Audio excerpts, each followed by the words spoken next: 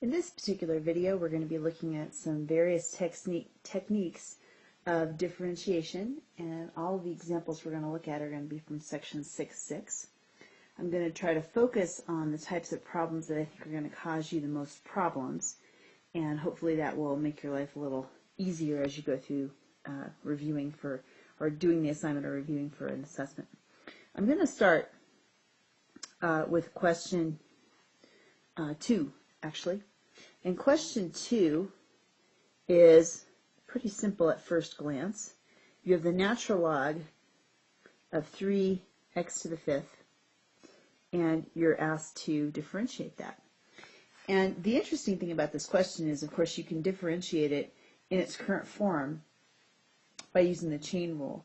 But what they're trying to get you to think about in this particular problem is by using some simple principles of logarithms, you can actually make it just as easier to get to a simplified version.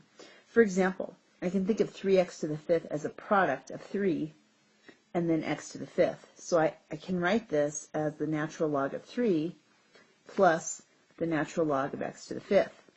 Already we have an advantage in that the natural log of 3 is 0 and would cancel out when we take the derivative. In addition to that, we can take the second part of this, now what is this, sum, and take the exponent of 5 and write it in front of the natural log. So now we even have a simpler version.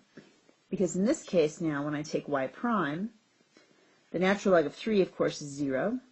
And then I have 5 times the natural log of x, which is very simple, 1 over x, or the simplified derivative could simply be 5 over x.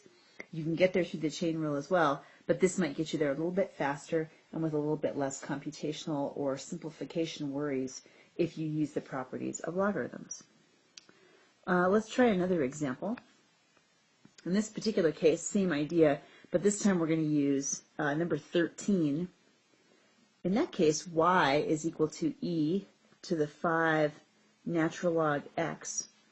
And if you remember, in general, the function e and the natural log x will act as inverse functions and undo each other. What I can then do is say that this is the same as e to the natural log. Instead of just x, I could put 5x. I'm sorry, x to the 5 as my exponent. The reason that helps me is because then the e and the natural log will undo each other and leave behind just x to the 5th. And of course, as we all know, y prime for that is very straightforward, 5x to the 4th. So definitely one that's useful to know. Okay, let's move on. Let's say instead that we have a combination of two functions that are very different types of functions, like in number 15. In 15, we have cosine of e to the x. Now, there's really no way getting around it. This time, we're definitely going to have to use the chain rule. And let's just remind ourselves that when we employ the chain rule, we're going to take the derivative of our outside function, which is cosine, and the derivative of that is minus sine e to the x. Remember that when we do that first part, we leave the inside function untouched, but we have to multiply it by the derivative of the inside function, which of course is just e to the x. What you might wonder is there any way that I can simplify this or write it differently? Not really. We can't take the two e to the x's and combine them in any way. One's part of the sine function, one's not. We can, however, write negative and then the e to the x in front of sine e to the x. This is usually the preferred way to write it, just simply so we don't think the second e to the x is part of the sine function. Okay, let's keep going. We're going to take a look at one that might throw you a bit for a loop. This is number 20. In number 20, we have e to the x times the natural log of x. And again, we might be very tempted at this point to say, is there some way to combine these together into a single function? They are, in fact, inverse functions, but in this case, they're being multiplied. We're not taking one function, like say e to the x, and then taking the natural log of that. They're two separate functions, and so what we can do here is just simply use the chain, or not the chain rule, the product rule in this particular case. And at this time of the semester, sometimes it's easy to forget what that rule says. So in this case, we'll take the derivative of the first function, which is just the same thing, e to the x, times natural log x, plus the derivative of the second function, 1 over x, times e to the x. And then again, you might notice in this case, we have some simplifying problems here. The only thing that's in common in these two parts, parts of the sum, is they both do use an e to the x. And because that's the case, we certainly could, if we wanted to, write that e to the x factored out. We get natural log x plus 1 over x. And that's about as simple as that's going to get. It doesn't look very pretty, but that's just kind of the way it is. Okay. Let's try another one.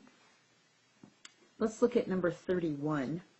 Here we have y equals e to the x times x minus 1.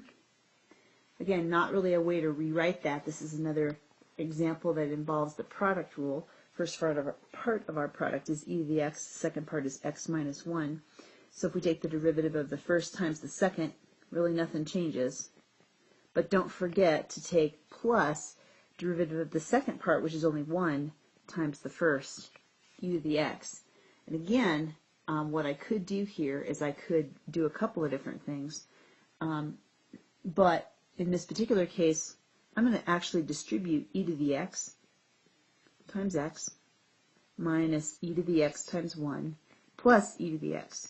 And the reason I did that is because I noticed I'd end up with two terms that are opposites and will in fact cancel each other out.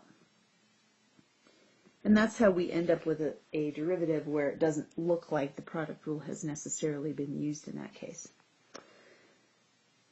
Okay, the next example I want to look at is one that was on the homework quiz recently, and that is question 38.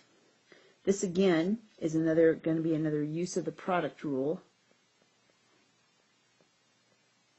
And we have the combination of these two functions, 2 to the minus x times cosine x. You're going to have to work with the product rule, and that's the easy thing to miss here because it just looks like a complicated function. Now you could, if you wanted to, write this as cosine x over 2 to the x, and then if you wanted to use the quotient rule, you could do that too. Since this is initially written as a product, that's how I'm going to take the derivative. So I'm going to take the derivative of the first part. Well, that's going to be 2 to the minus x. Then I've got to multiply by the natural log of 2 and multiply by the negative 1 that's generated by the derivative of the exponent. So what we end up with all of that is negative natural log 2 times 2 to the minus x times cosine x. That's the first part of the product in the product rule. The second part would be to leave the 2 to the minus x alone and take the derivative of cosine, which as we know is the opposite of sine. Again, not a way to make this one very pretty. The only thing that we have here that we could do with this if we wanted to, we could clean this up a little bit by just writing, the signs kind of cleaned up a bit. Both terms do have a 2 to the minus x in them. So we could write something along these lines with the 2 to the minus x factored out and the signs sort of cleaned up, but that's about as good as it's going to get. Apart from that, there's not much we can do with that particular question. Okay, one last example, and that's number 45. Number 45 is one where we have a log, but it's not a natural log. It's a log base 5, and we have an x to the 7th power. Now again, a couple ways you can look at this. You can look at it as a chain rule problem. The only question is it easier, perhaps, to imagine what would happen if we were to take the 7 that's currently written as an exponent and write it as coefficient? Anytime we can give ourselves just the log of x to differentiate, that's a good thing. Because now the 7 doesn't really play much of a part. It's simply going to be multiplied by whatever we get when we take the derivative of log base 5 of x. What does that look like? Well, that's going to look like the ratio of natural log x divided by natural log 5. And so all I have to then do is say, all right, I've got this natural log x here.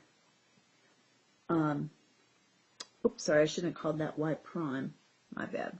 Let me erase this natural log, or this y prime. That's what I meant to write. So now we've got this, and this again is just changing bases. You might say, why would I do that? I know what the derivative of natural log of x is a lot better than I know the derivative of log base 5 of x. This is not required, but again, it's just something to make our lives a little simpler. So now, when we take y prime, we've got our 7 again, times 1 over x, which is our natural log of x, times 1 over natural log of 5. That's just a constant. We can kind of push all those pieces together if you like and get 7 and then x natural log 5 in the bottom of the fraction, and that does work. In terms of derivatives, that's all we're going to do for now. There's going to be another video that's going to be taking a look at a couple of integrals.